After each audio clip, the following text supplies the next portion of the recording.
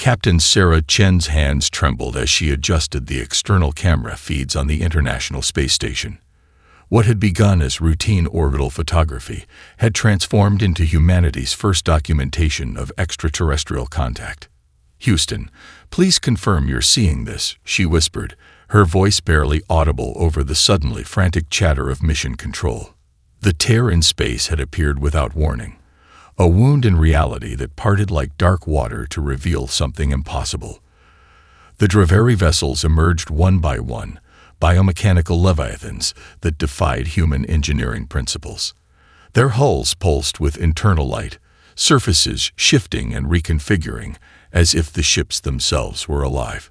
Chen counted 12, then 20, then stopped counting as the armada continued materializing. "All stations maintain communication silence," came the terse order from Houston. "Captain Chen, continue documentation protocol." Chen complied, hands steady now despite the cold dread building in her chest. The largest vessel, nearly the size of Manhattan, positioned itself in geostationary orbit directly above the United Nations headquarters. Smaller craft dispersed with methodical precision, establishing positions above every major capital city worldwide. For 23 minutes, nothing happened. Earth's governments scrambled diplomatic channels, broadcasting gratings in every human language. Military forces worldwide moved to high alert, though no nation launched preemptive strikes, a miracle of restraint that Chen would later recognize as humanity's first collective act of wisdom in the face of the unknown. The response came as a planet-wide broadcast, appearing simultaneously on every screen, radio frequency, and communications device on Earth and in orbit. Supreme War Master Quetzal appeared, a towering figure with iridescent scales in patterns that hurt human eyes to look upon. 4 arms moved in complex gestures as he spoke, his voice translated through technology that rendered his clicks and hisses into flawless, emotionless English. "Humanity of Earth, your species represents an evolutionary mistake consuming resources rightfully belonging to superior spacefaring civilizations. Your technological achievement level, primitive. Your genetic potential, limited. Your claimed territory, excessive relative to development stage. The Draveri Imperium has calculated optimal resource extraction protocols. Resistance is mathematically futile and counterproductive to efficient processing." Chen watched in horror as pinpoint energy beams lanced from the smaller vessels, targeting military installations with surgical precision. The ISS shuddered violently as a near-miss energy pulse disrupted its stabilization systems. "Evacuation protocol initiated," announced the station's eye. "All personnel to escape pods immediately." The last image Chen captured before abandoning the station was of North America's eastern seaboard, where concentrated light beams carved precise geometric patterns across military bases and command centers. Fighter jets launched worldwide appeared as tiny specks that flared briefly against invisible barriers before disappearing. Her escape pod jettisoned seconds before a precise energy pulse bisected the space station. As her capsule tumbled through re-entry, heat shield straining against forces it wasn't designed to withstand, Chen witnessed the second phase of the invasion begin. Dropships descended from the larger vessels, deploying spider-like harvesters that immediately began systematically processing everything in their path. Buildings, vehicles, infrastructure, and humans alike, all reduced to component resources with horrifying efficiency. When her pod crashed in the Rocky Mountains 14 hours later, Chen emerged to a world where humanity had already lost the conventional war. The technological gap wasn't just substantial, it was apocalyptic. Survival would require something beyond technology or firepower. It would demand the one resource the Draveri calculations had failed to account for: human unpredictability. 3 months of Draveri occupation had transformed Earth beyond recognition. What had once been green continents were now industrial scars visible from orbit, massive strip mines and processing facilities forming geometric patterns across the landscape.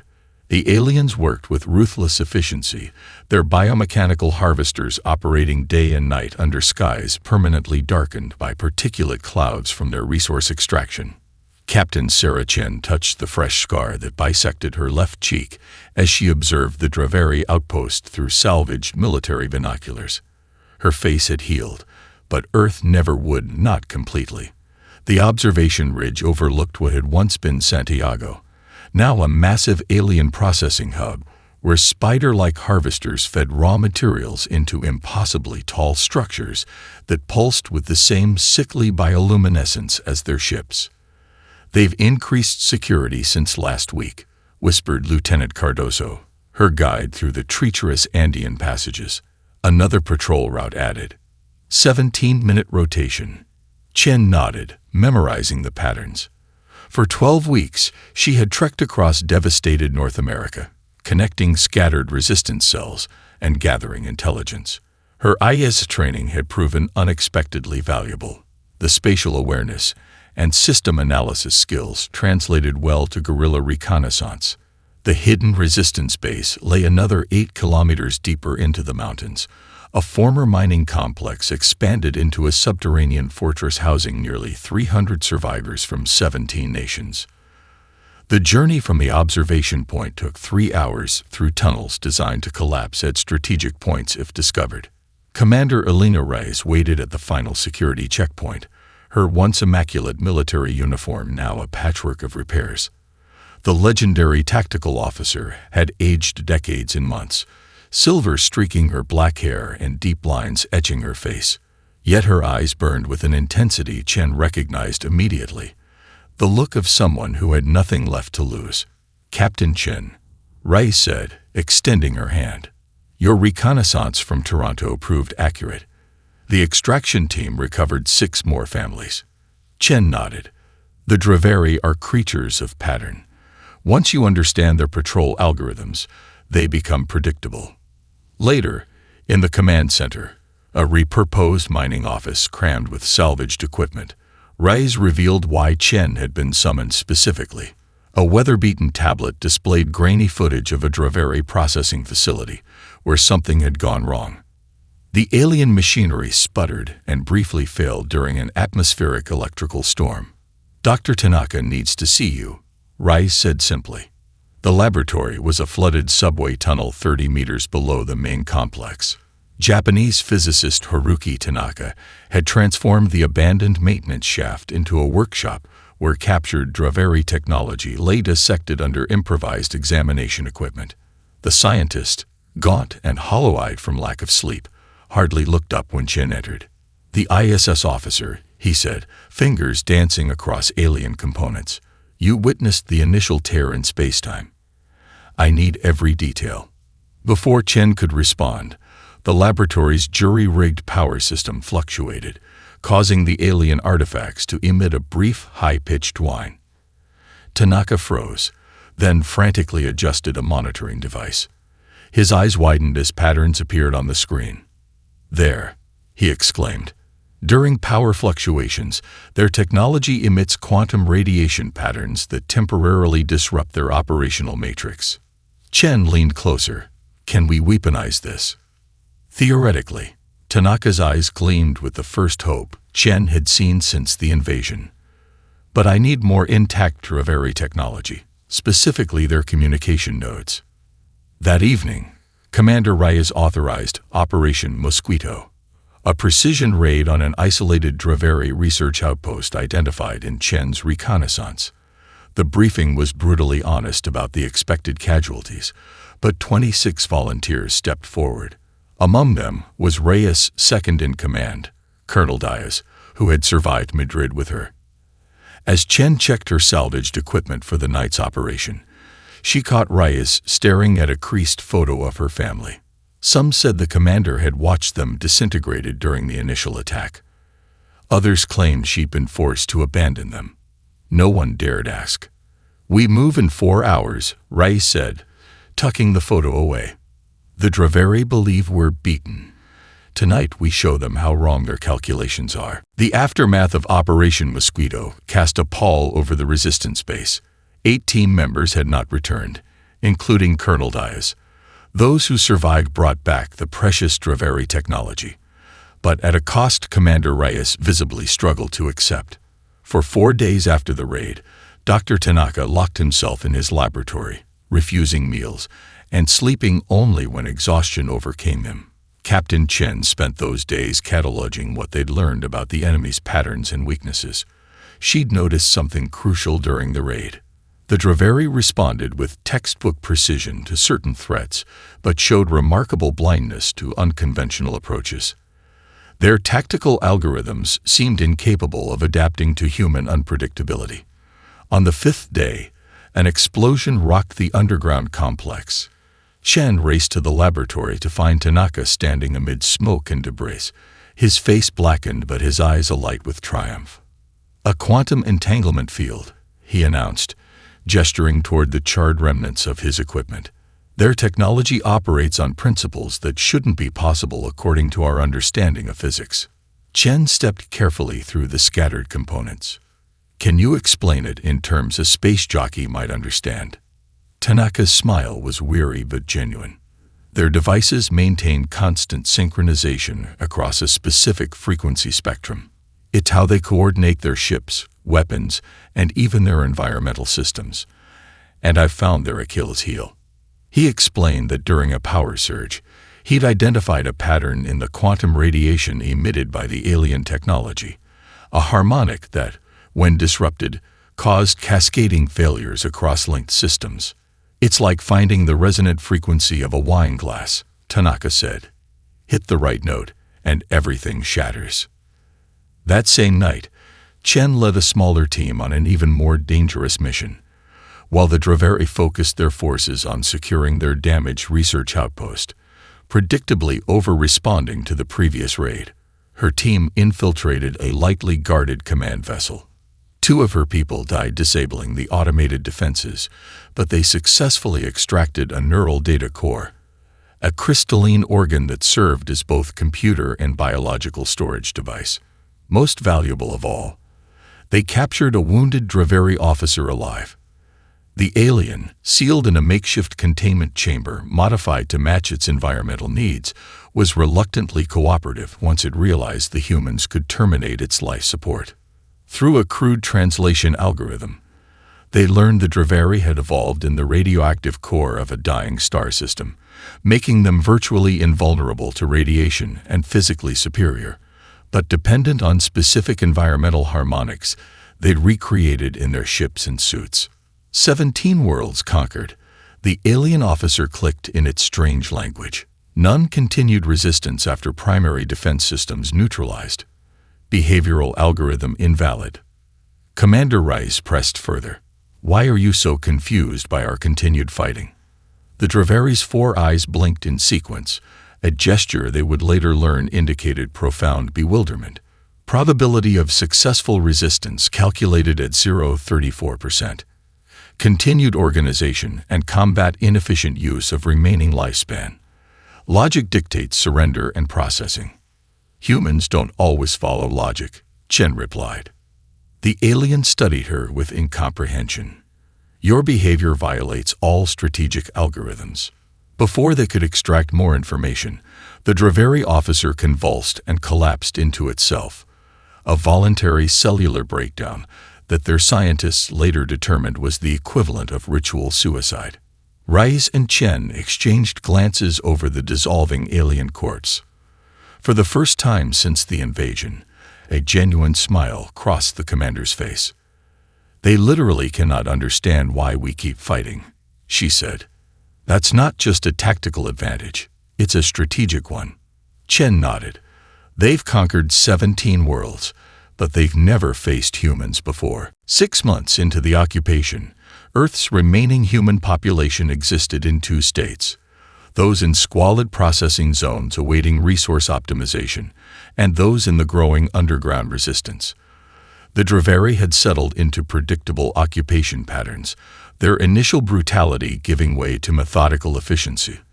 This predictability became their first vulnerability. In the Resistance headquarters' central chamber, a former mining storage cavern reinforced with salvaged materials, Commander Rice had called together the cell leaders for Dr. Tanaka's demonstration. Captain Chen studied the faces of these improbable warriors. Former soldiers, civilians, even teenagers who had survived the initial attacks. Exhaustion marked them all. But something else too. An unbending resolve unique to their species. Tanaka entered carrying what appeared to be a modified satellite phone. His hands trembled slightly as he placed it on the central table. "I call it a quantum disruptor," he said, voice hoarse from lack of sleep. "It targets the specific frequency their technology uses for synchronization." The device looked disappointingly ordinary, a cobbled-together assembly of human electronics and repurposed Draveri components. Some of the resistance leaders exchanged skeptical glances. "You'll want to cover your ears," Tanaka warned, before activating the device. The quantum disruptor emitted an almost musical pulse, a sound Chen felt more than heard. For a moment, nothing happened. Then, the captured Draveri weapon they'd positioned nearby didn't just deactivate. It imploded with a sharp crack, collapsing into twisted metal and crystalline shards. The silence that followed was profound. 6 months of helplessness against superior technology had conditioned them to expect failure. This sudden success, this weapon that could actually hurt the invaders, electrified the room. "How many can you build?" Rice asked, already calculating possibilities. "With the materials we have." "Perhaps 50, Tanaka replied. "But they're only effective within a limited radius." Rice immediately outlined what would become Operation Thunderstrike. Synchronized strikes against multiple Draveri command nodes using the quantum disruptors. As the tactical discussion intensified, a communique arrived from the Vancouver resistance cell. Professor Lai Wei, a microbiologist who had survived the invasion by hiding in a hospital basement, had made an equally significant discovery. While treating survivors with ordinary bacterial infections, she had observed a Draveri guard's environmental suit degrading after prolonged exposure to human pathogens. Their protective technology is vulnerable to Earth's microbial life. Wei's message reported, "Common bacteria break down their environmental membranes at the molecular level." This explained why the invaders never left their sealed environments despite their physical superiority.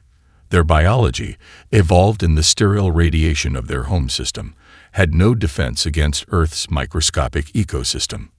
Wei had begun cultivating a targeted bacterial agent designed to degrade their equipment without causing death. "We're still human," her message concluded. "Our goal is liberation, not extinction." Using the Draveri's own communication relays, the Resistance hijacked the aliens' network to broadcast encrypted coordination messages. The brilliance of this approach lay in its simplicity. The Draveri, incomprehensible to humans in many ways, were equally blind to certain human methods. They had no concept of using an enemy's communication system to transmit hidden messages. Across 6 continents, in processing camps and hidden bunkers, humans received the coded signal through seemingly routine Draveri announcements. "Thunderstrike is coming." For millions who had surrendered to hopelessness, this message rekindled the uniquely human capacity for hope against impossible odds. In detention camps worldwide, the whispered code spread. Resistance wasn't just possible, it was imminent. Chen watched as Rice finalized the operation plans, the commander's face set with grim determination.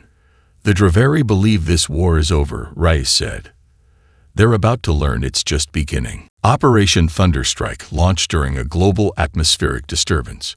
Whether natural or somehow engineered by resistance meteorologists remained classified.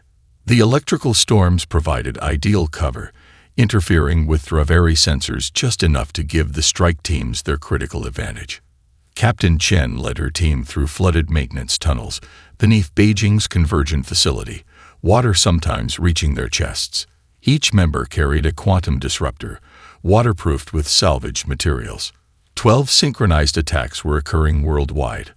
London, New York, Cairo, Moscow, Tokyo, Rio de Janeiro, Sydney, Berlin, Johannesburg, Mexico City, New Delhi, and Beijing. All or nothing. 6 minutes to synchronization. Chen whispered, checking the luminescent display on her salvaged military watch. They emerged into a drainage chamber directly beneath the central processing node. Above them, through maintenance grating, they could see the Draveri Command Center, a pulsating biomechanical hub where alien operators monitored extraction operations. The invaders' movements were precise, almost mechanical, as they interfaced with living technology. At exactly 300 hours GMT, Chen activated her quantum disruptor. Across the globe, 11 other team leaders did the same. The effect exceeded all projections. The musical pulse emanated from the device, and for 3 heartbeats, nothing happened. Then the Draveri technology didn't just fail, it catastrophically collapsed. The command consoles imploded, crystalline components shattering. The aliens' environmental suits began to malfunction, their atmosphere regulation systems failing. The Draveri, suddenly vulnerable without their technology, reacted with unexpected panic. Their rigid tactical algorithms provided no contingency for total systems failure. Some tried to manually repair their equipment. Others attempted to establish new command protocols.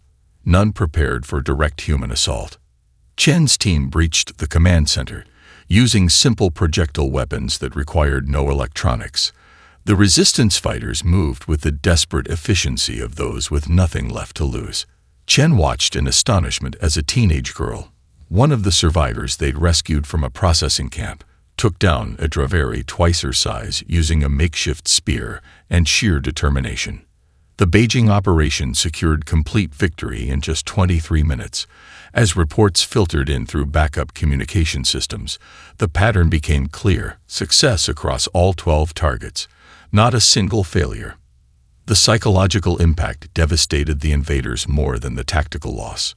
Survivors from the Beijing facility were contained in modified holding cells. The intact command ships yielded unprecedented intelligence. Neural interface maps revealing the location of the Draveri flagship, a massive living vessel hovering in geostationary orbit, where Supreme Warmaster Quetzal personally orchestrated the occupation. A captured subcommander, secured in a hastily adapted containment field, provided the Resistance's most valuable intelligence yet. The Draveri, it turned out, operated on rigid, predetermined timetables. Their homeworld expected resource shipments within 1 Earth year, and failure simply didn't exist in their strategic doctrine. Reinforcements are impossible, the captive explained, mandibles clicking in what they now recognized as severe distress. Such a request has never been necessary in the Imperium's history. Commander Reyes received Chen's report via secure channel, her face displaying the first genuine smile since the invasion. "Tell me about the girl with the spear," Reyes requested, after acknowledging the operational details. Chen described the teenager's fearless attack, how she'd moved with focused rage against an enemy that had destroyed her world. "That's why we'll win," Reyes said softly. "The Draveri have conquered 17 worlds, but they've never had to face human teenagers with nothing left to lose."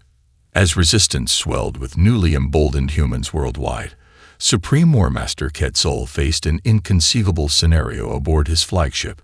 He might become the first Draveri commander in 10,000 years to fail his mission.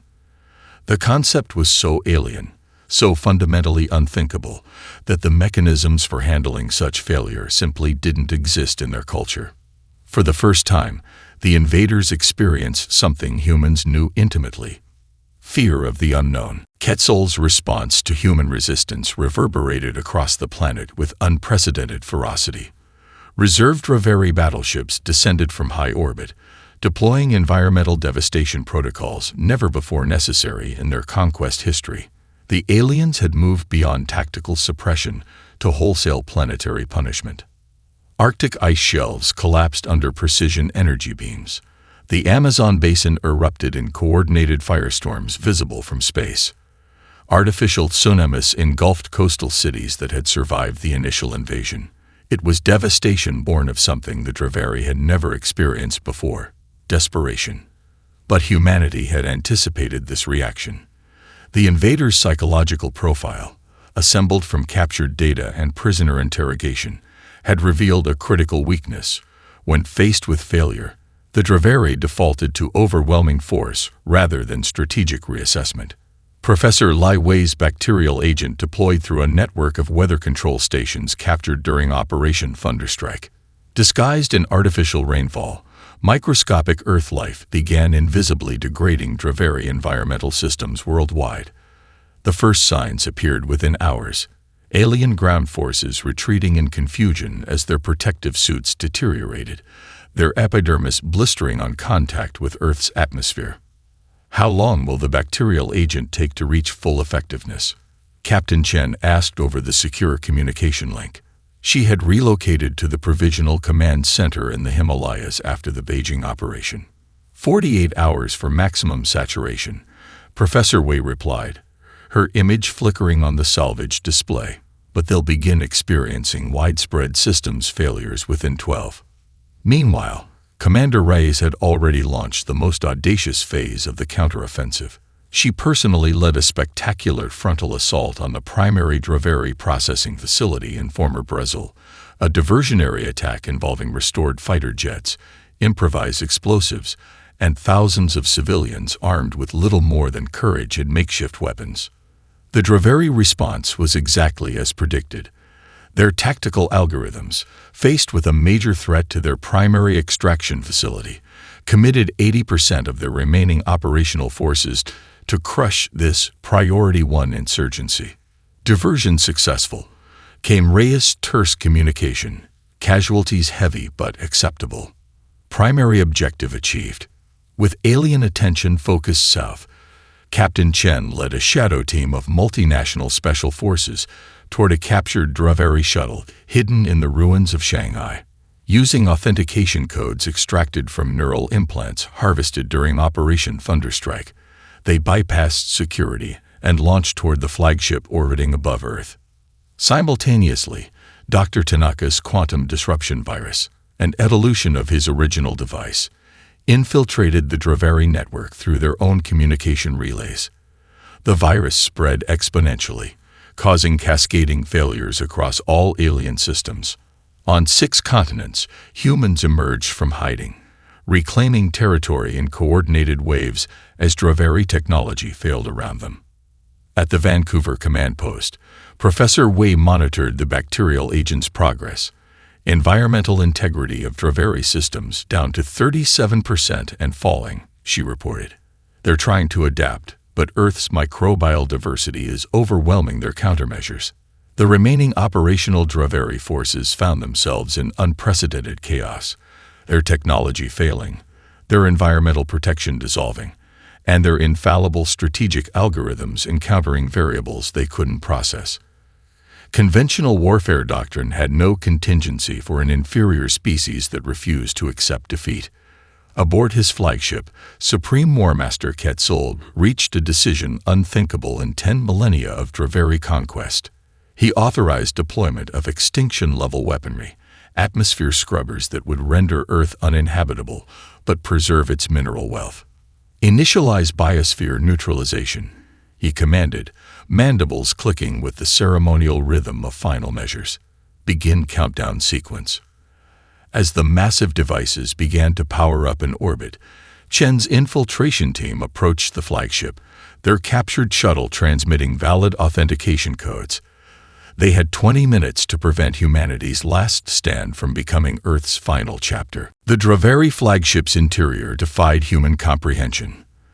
The corridors pulsated like arteries, the walls themselves seemingly alive with bioluminescent circuitry. Captain Chen led her infiltration team, 15 specialists from 7 countries, through passageways that reconfigured themselves as they advanced. The neural core should be 3 levels up, whispered Lieutenant Nazari, an Iranian cyber warfare expert who had memorized the schematics extracted from captured Draveri officers. But these pathways keep changing.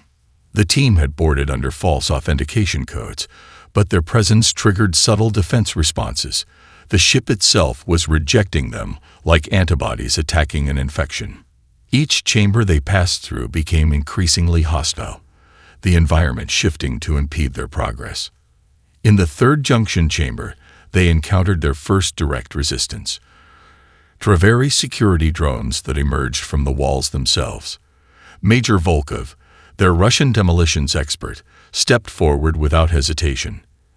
"I'll hold this position," he stated calmly, placing explosive charges at strategic points.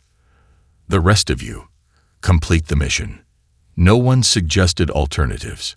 They all understood the mathematics of their situation. 15 humans against the flagship's thousands of defenders required strategic sacrifice. Chen nodded once to Volkov, a gesture that conveyed everything words couldn't. The explosion that followed them sealed the corridor and Volkov's fate. 2 chambers later, they lost the Korean twins, Sun Mai and Jin Ho, quantum hackers whose synchronized thinking had helped crack the Draveri codes. They sacrificed themselves, establishing a neural uplink that would guide the remaining team through the flagship's constantly shifting architecture. "We're mapped into the system," Sun Mai reported over comms as alien countermeasures flooded their position. "Follow the blue pulses we're generating. They'll lead you to the command sphere." Lieutenant Nazari's eyes widened as the walls around them began glowing with azure traceries. "They've hacked the ship's nervous system," he whispered in awe. Chen led the dwindling team forward, following the guiding lights until they reached a vertical shaft that plunged through the center of the vessel. As they prepared climbing gear, the comms crackled with Jin Ho's final transmission, his sister already silent beside him. "Hurry," he gasped. "We've triggered their security protocols. The ship knows you're coming now." At the central access point, Lieutenant Cohen, their Israeli sniper, established an overwatch position. "I'll buy you time," she said simply, setting up her rifle with methodical precision. The sound of her covering fire faded behind them as they descended deeper into the vessel's core. Only 7 team members remained when they finally breached the central command sphere, a cavernous chamber where the living technology of the ship interfaced directly with its Draveri controllers. Supreme Warmaster Quetzal awaited them, towering over the humans at 4 meters tall. Unlike his subordinates, he displayed no fear, only genuine bewilderment. His exoskeleton bore the scars of countless victories, his amphibious eyes glowing with contempt. "Your resistance defies all rational analysis," he rumbled, mandibles clicking in what human xenolinguists had identified as the closest Draveri expression to astonishment. "Your defeat was mathematically certain within 98.7% probability 6 Earth months ago. Why persist when survival is impossible?" Captain Chen, her face streaked with blood from a wound suffered during their ascent, met his alien gaze without flinching. "Because this is our home," she answered simply. "And humans don't calculate whether to fight for their home. We just do." Understanding dawned in the alien commander's eyes, not agreement, but recognition of an evolutionary path so different from his own that coexistence was impossible. As the remaining team members simultaneously activated Tanaka's quantum virus upload into the ship's neural network and deployed Professor Lai's bacterial agent into the environmental systems, Quetzal made his final decision. The flagship's lights flickered as the virus paralyzed the entire Draveri fleet in orbit. In a final act of incomprehension, Quetzal initiated the self-destruct sequence, preferring annihilation to the shame of unprecedented failure. "You win nothing but ashes," he snarled as his body began to dissolve from the bacterial agent. Chen and her 2 surviving teammates sprinted through disintegrating corridors toward their shuttle, the flagship collapsing around them. Their escape craft cleared the explosion by seconds, tumbling through the shockwave that created spectacular auroras visible across Earth's atmosphere. On the ground below, spontaneous celebrations erupted worldwide as humans recognized the light show for what it was: evidence of their liberation, purchased with the blood of heroes who had faced the impossible and refused to surrender. The surviving Draveri, their command structure obliterated and their confidence shattered, abandoned Earth orbit in disorganized retreat. Their once mighty armada, vessels that had darkened skies worldwide during their arrival, now fled in disparate groups, some ships colliding in their panic to escape the planet that had done the impossible. 6 months after Quetzal's defeat, Earth's devastated surface hosted an unprecedented renaissance. The ruins of cities became foundations for new structures. The scars of strip mining transformed into opportunities for reimagined infrastructure. Humanity, bloody but unbroken, rebuilt with determination that mirrored their resistance. We're adapting their quantum stabilization technology to neutralize radiation zones, Dr. Tanaka explained during the Global Technology Integration Council's weekly briefing. The physicist, once gaunt from sleepless nights in an underground laboratory, now led thousands of scientists worldwide in repurposing alien technology. What they used for weapons, we're using for healing. Captain Chen, promoted to colonel following the flagship mission, supervised security as work crews aided by reprogrammed Draveri harvesters cleared devastated areas. The spider-like machines that had once methodically processed human settlements now rebuilt them under human direction, a poetic justice not lost on survivors. The irony isn't just symbolic, Chen noted to Commander Reyes during an inspection of New Shanghai. It's practical. Their machines were designed for efficiency above all else. We're just redirecting that efficiency toward creation instead of extraction. Most significantly, decrypted Draveri databases revealed humanity's true position in the cosmos. Earth wasn't isolated, but surrounded by a complex galactic community of thousands of species, many of whom had monitored the resistance with increasing interest. We've identified 17 communications signals from non-Draveri sources, reported Dr. Amara Okafor, head of the new Xenocommunications Division. They're watching us, evaluating. The defeat of an undefeated empire has attracted attention. At the United Nations' first post-invasion assembly, held symbolically in the crater where New York once stood, the Terran Defense Alliance received unanimous ratification. Representatives from 194 nations approved committing resources to transform salvaged Draveri vessels into Earth's first interstellar fleet. The assembly's centerpiece, a crystalline monument displaying the names of 2 billion humans lost during the occupation, provided sobering context for the decisions ahead. Here, Commander Reyes, now Admiral Reyes of the Terran Defense Fleet, made the announcement that would forever change humanity's trajectory. We've discovered the coordinates of 17 worlds subjugated by the Draveri Empire, she said, her voice carrying across the hushed gathering. These civilizations may still exist under alien control, believing liberation impossible. We have a responsibility to show them otherwise. Exactly 1 year after the invasion began, the first human starship, christened Defiance and captained by Chen herself, launched from lunar orbit. Its mission: contact the nearest conquered world and offer Earth's assistance in liberation. As revolutionary quantum drives engage, creating a tear in space similar to the one that first brought the Draveri, humanity took its first unified step into the greater galaxy. Aboard a monitoring station at the edge of the Sol system, representatives from 12 galactic civilizations observed the launch. The station's existence remained unknown to humans, but its purpose had shifted from passive observation to active assessment. They defeated the undefeated, remarked a crystalline entity to its colleagues. The question is no longer whether humans will survive in this galaxy, but whether the galaxy will survive humans. Another observer, a being of swirling gases contained within an intricate mechanical shell, pulsed in what translated as thoughtful concern. Perhaps, but they chose to liberate rather than conquer. That suggests potential beyond mere resilience. As Defiance disappeared into the quantum tear, Earth continued its reconstruction. In the rubble of the old world, a new civilization emerged, one tempered by near extinction, united by shared struggle, and now armed with technology centuries beyond their previous development. Humanity had not merely survived, it had evolved. And the galaxy, for better or worse, would never be the same.